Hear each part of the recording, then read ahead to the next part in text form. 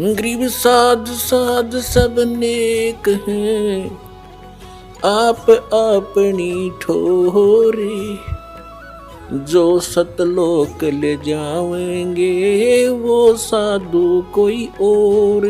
सतगुरुदेव की जय। बंदी छोड़ कबीर परमेश्वर जी की जय। बंदी छोड़ गरीबदास जी महाराज जी की जय। स्वामी राम देवानंद जी गुरु महाराज जी की जय हो।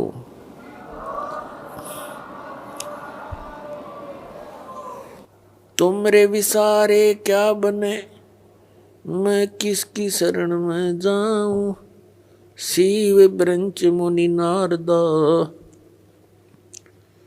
तिनके हृदय न सुनो।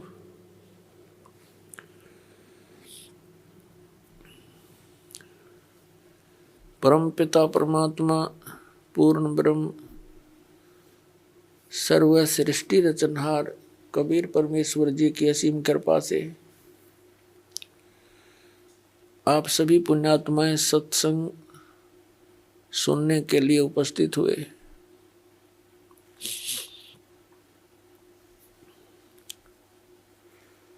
सत्संग में आने से इस जीव को ज्ञान होता है, तू कौन है, यहाँ किस लिए तू ये जन्म और मर रहा है, तुझे ये मालूम नहीं अगले क्षण में क्या हो जाए। और फिर भी आप इतने निश्चिंत होकर के यहाँ बैठे हो। सत्संग में आने से इस प्राणी को ज्ञान होता है कौन से कर्म मानव के करने योग्य हैं, कौन से ना करने योग्य हैं। फिर मानव जीवन का क्या उद्देश्य है,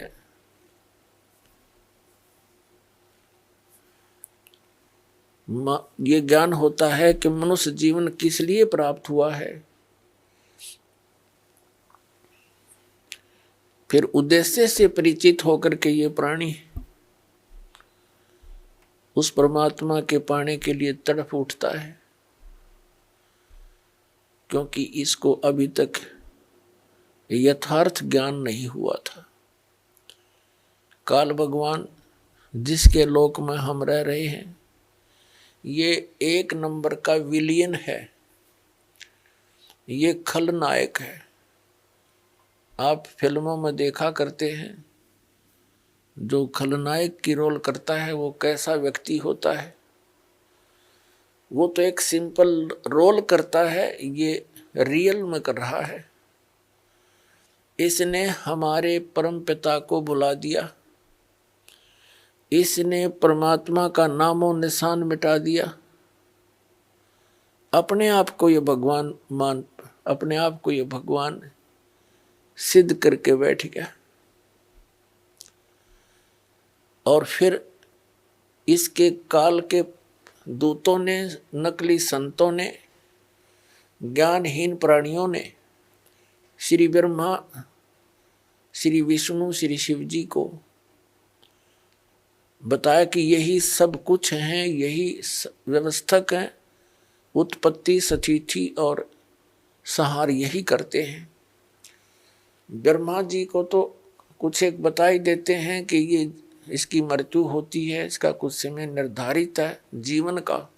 लेकिन श्री विष्णु, श्री शंकर भगवान जी को ये अजर व अमर बताया करते थे। इन्हीं की पूजा का विधान दृढ़ किया करते थे, जो किसी भी सदग्रंथ में प्रमाण नहीं था।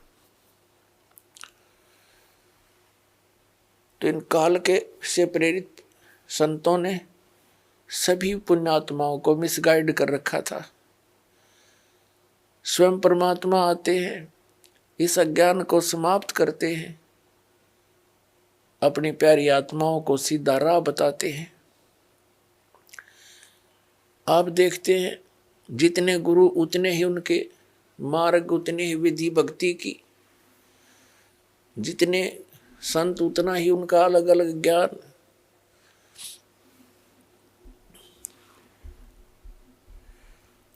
ये सारा कारण क्या है? इस काल भगवान ने सबको भ्रमित कर रखा है। इसने भ्रमित क्यों कर रखा है? परमात्मा ने हमारे ऊपर एक दया करी थी, कबीर भगवान ने, जो हम सबका जनक है।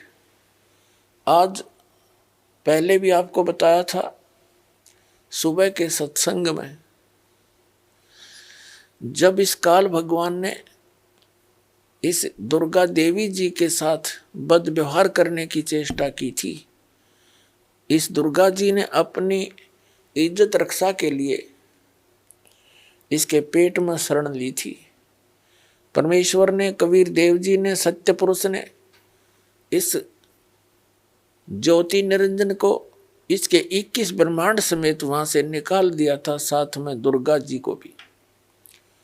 और साथ में इसको एक ऐसा वचन दे दिया था कि यहां जो ऐसे कर्म करता है सच्चे लोक में, उसको ये रोग लगता है 1 लाख मानव शरीरधारी प्राणियों का नितहार आहार करने का। इसको वो श्राप लगा हुआ है 1 लाख मानव शरीरधारी प्राणियों का ये नित आहार करता है। उसके लिए इसने अपने तीनों पुत्रों की रजगुण ब्रह्मा, सतगुण विष्णु, तमगुण शिव जी की ड्यूटी ला रखी है। इनको एक एक गुण से युक्त कर दिया। ना श्री ब्रह्मा के बस की बात, ना विष्णु के, ना शिव की। इनके अंदर से एक ऐसी रेंज निकल रही है, रेज, ऐसी किरणें निकल रही हैं जो इसके अंतर्गत इस 3 लोक में, पृथ्वी लोक, पाताल लोक और स्वर्ग लोक के प्राणियों को, ये तीनों देवताओं के अंदर से निकल रही ये किरणें प्रभावित करती हैं। ये अपने लोकों में रहते हैं, इनकी राजधानी है ऊपर विष्णु लोक, शिवलोक और ब्रह्मा लोक। वहां रहते हुए भी इनके अंदर से निकल रही किरणें हमें यहाँ प्रभावित कर रही हैं। जैसे मिर्च का छोंक लगता है रसोई में, उसका प्रभाव जाकर के दिखता है दूसरे कक्षों में बैठे हुए अन्य घर के सदस्यों पर। छींकें आने लग जाती हैं, उनके बस की बात नहीं कि वो छींकों को रोक सके। मूल वस्तु रसोई में, उससे निकली हुई उस किरण ने उस प्रभावित कर दिया जाकर तीसरे कक्ष में 50 फुट की दूरी पर बैठे सदस्य को। ठीक इसी प्रकार श्री ब्रह्मा, श्री विष्णु, श्री शिव जी से निकल रही ये किरणें, ये तरंगे हमें यहाँ प्रभावित करती हैं, जिसके कारण रजोगुण की किरण के इन तरंगों के कारण हम प्रभावित होकर के सृष्टि उत्पत्ति संतानों उत्पत्ति करते हैं। जिस कारण से ब्रह्मा जी को सृष्टि की उत्पत्ति करता बता दिया।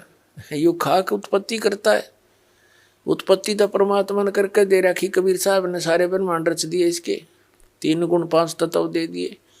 ये तो केवल प्रभावित करता, जिस कारण से सभी प्राणी अपनी ये विवश होकर के, विषय वासनाओं के वश होकर के संतानोत्पत्ति करते हैं। और फिर यहाँ के यहाँ की सुविधाओं की इच्छा, राजसी ठाठ सभी चाहते हैं, ये उसी का प्रभाव। और दूसरे सतोगुण के प्रभाव से हम एक दूसरे में मोह ममता बुरी तरह जकड़े हुए हैं। जीव के बस का नहीं ये ममता मोह हटा दे किसी सदस्य से, संपत्ति से या इस संसार से। ये तो परमात्मा कबीर जी की दया होगी, आपको ज्ञान मिलेगा और साथ में वो समाधान मिलेगा जो इसकी किरणों को, इनके प्रभाव को निरस्त करेगा।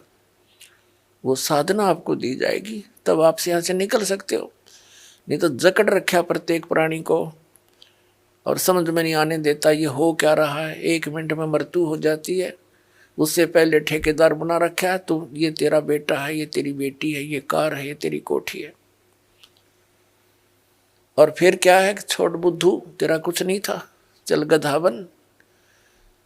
ऐसी दुर्गति हमारी कर रखी है इस काल भगवान ने। और तीसरा जो शंकर भगवान है उसके अंदर आपको पता ही है, तमोगुण के कारण एक दूसरे के साथ लट्ठम लट्ठा इतना क्रोध पैदा कर देता है, हिंसाएं हो जाती हैं। और ये संहार का भी कार्य करता है। 1 लाख मानव शरीरधारी प्राणियों को नित मार के अपने पिता काल के पास भेज देता है। जिस कारण से इस अपनी व्यवस्था, इसको भूख लगी हुई, इसको भूख लगती है, 1 लाख मानव शरीरधारी प्राणियों का निताहार करने का श्राप लगा हुआ है। और जिस कारण से इसने हम सभी को यहाँ मिसगाइड कर रखा है, अपनी खेती बना रखी है, जैसे कसाई बकरे पालता है। परमात्मा परमेश्वर वो हमारे जनक हैं, सबके मालिक हैं, उत्पत्ति करता कबीर भगवान जो काशी में दुल्हा रूप में आए थे, उन्होंने आके अपनी प्यारी आत्मा धर्मदास साहिब जी को मिले। उनसे कहा कि धर्मदास, तुम जिस लोक में रह रहे हो ये कसाई का लोक है, यहाँ कोई रहम नाम की चीज नहीं है। किसी का बेटा मरो, किसी की बेटी मरो, पूरा अक्षेत्र नष्ट हो जाओ, नो प्रॉब्लम, इसमें दया नाम की चीज नहीं है। धर्मदास जी ने कहा कि भगवान यहाँ कैसी सुविधाएं नजर आ रही हैं, सुंदर बाग बगीचे हैं, झरने बह रहे हैं, मीठे जल की दरिया बह रही हैं, नीचे भी अच्छा मीठा जल है पृथ्वी में, और सुंदर बाग हैं, सुंदर मेवा लगी हुई हैं, कैसी अच्छी हवा चलती है, दिन रात बन रहे हैं। तो परमात्मा ने कहा कि ये तो ऐसी व्यवस्था है जैसे कसाई बकरे पालता है,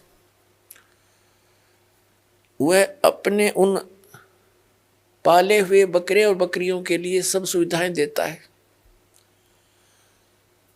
एक बहुत बड़ी चरागाह भी बनाता है, उनके लिए शेड झोंपड़ी डालता है गर्मी और सर्दी से बचाने के लिए, जल की व्यवस्था करता है, उसके चारे की व्यवस्था करता है, हिंसक पशुओं से बचाने के लिए उनकी चारों तरफ बाड़ करता है, सुरक्षा चक्कर बनाता है। जिस कारण से वो बकरे ये सोचते हैं ये दयालु मालिक है हमारा, हमारी कितनी केयर टेक करता है, कितनी देखभाल रखता है। जिस कारण से जब वो कसाई बकरों के पास आता है तो उससे प्यार करते हैं, ऐसे ऊपर को पैर उठाकर उसे सीने से लगाना चाहते हैं, उसकी उस व्यवस्था को देखकर इसे प्रभावित हो जाते हैं। वो ऐसे हाथ लगाकर देख रहा होता है, वो प्यार करते हैं, जीभ से चाटते हैं उसके हाथों को प्यार जताने के लिए। वो देख रहा होता है ये कितने किलो का हो गया, इसमें कितना मांस बढ़ गया, और वो सोच रहे हैं ये हमें प्यार कर रहा है। पहले उन भोले बकरों और बकरियों को वो दयालु नजर आता था, लेकिन जब ऑर्डर आता है 10-20 बकरों का काटने के लिए, वो ना देखता किसकी बेटी मरेगी, किसकी माँ, किसका भाई और किसकी बहन। एक परिवार के चे सारे आ जाओ, मोटे मोटे छांट के और जाके काट के अपना निर्वाह करता है। परमात्मा ने कहा धर्मदास, तुम इसे कसाई के लोक में रह रहे हो, तुम्हें आंखें नहीं खुलने देता, ये मूर्ख बना रखा तुम्हारे को। पुणात्मा, जिस समय आप परमात्मा की सत्यनारायण कथा से परिचित हो जाओगे, सत्यनारायण कथा का अर्थ हो सच्चे भगवान की जानकारी, उसकी महिमा का गुणगान, अविनाशी भगवान की गुणगान। आज तक हम श्री विष्णु जी को सत्यनारायण कहते थे। सत्यनारायण माने अविनाशी, सच्चा भगवान, सत्य माने जो कभी नाश ना हो जिसका। और विष्णु जी की मृत्यु होती है, शंकर जी की भी मृत्यु होती है, और ब्रह्मा जी की भी मृत्यु होती है। तो ये सत्यनारायण नहीं थे। सत्यनारायण केवल कबीर देव है, कबीर साहब है, जो काशी में धानक रूप में आया था। बनारस के अंदर 120 वर्ष रहे, सहशरीर आए थे, शिशु रूप धारण किया था और सहशरीर चले गए थे मगहर से, हजारों लाखों की संख्या में उपस्थित दर्शकों के सामने। उनके सब जब परमात्मा एक वस्त्र बिछाया था, एक चद्दर एक ऊपर ओढ़ कर लेटे थे। कुछ देर के पास आकाशवाणी हुई थी, देखो मैं जा रहा हूँ, इस चद्दर में कोई मुर्दा नहीं है। चद्दर उठा के देखी, सुगंधित फूल मिले थे। वो ना जन्म हुआ ना मरे थे, वो सत्यनारायण है, वो अविनाशी परमात्मा है। नारायण का अर्थ होता है जल पर आकर आने वाला, जल पर विराजमान होने वाला। परमात्मा एक लीला प्रत्येक युग में करते हैं, सतलोक से चलकर आते हैं, सहस्री आते हैं और कमल के फूल पर, वो सरोवर के अंदर जल के ऊपर आकर विराजमान होते हैं, जिस कारण से वास्तव में नारायण वो परमात्मा है कबीर जी।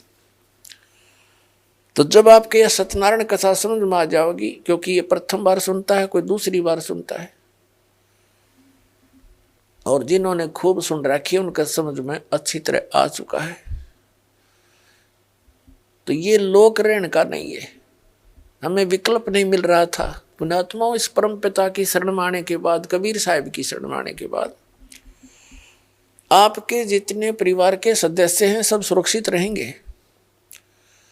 आपको आवश्यक वस्तुएं उपलब्ध करवाएगा, तभी हम भक्ति कर सकते हैं।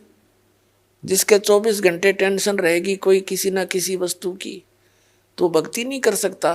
पहले तो आपको टेंशन फ्री करेगा। जितनी आपकी आस्था इस भगवान में बढ़ती चली जाएगी, जितना विश्वास बनेगा उतना ही आपके निकट आएगा। विश्वास बनने में देरी लगती है, क्योंकि हम अज्ञान से परिपूर्ण होते हैं जब परमात्मा की शरण ग्रहण करने के लिए आते हैं। कुछ तो अज्ञान इन सत्संगों से, पुस्तकों से, टीवी चैनलों से हट जाता है। यहाँ आने के बाद रहा कहा फिर मांझा जाता है प्राणी, और फिर यहाँ आने के बाद आशीर्वाद, प्रणाम, भगवान की मंत्र दिए जाते हैं। धीरे धीरे आत्मा इतनी निर्मल हो जाती है, प्रत्येक बात पर जो दास बोलेगा उस पर विश्वास होने लग जाएगा।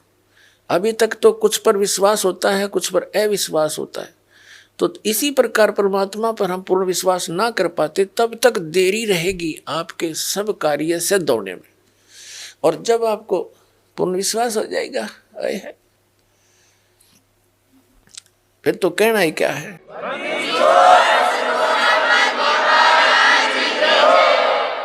जिनको पूर्ण विश्वास हो जाता है, एक भक्त ऐसे ऐसे सुख बताता है कि उसका कहता है जी कितने एक बताऊं, गिनती नहीं। तो पुण्यात्माओं, भगवान है ये हमारा सच्चा पिता है, और अपने पिता को ही अपने संतान के दुख की चिंता होती है, और ये समर्थ है, हमारे सब काम करने में सक्षम है, सब दुखों का दूर करने में सक्षम है। ये समर्थ परमात्मा है। इस पर विश्वास करके देखो पूर्ण हृदय से, फिर देखना सारे काम ठीक होंगे।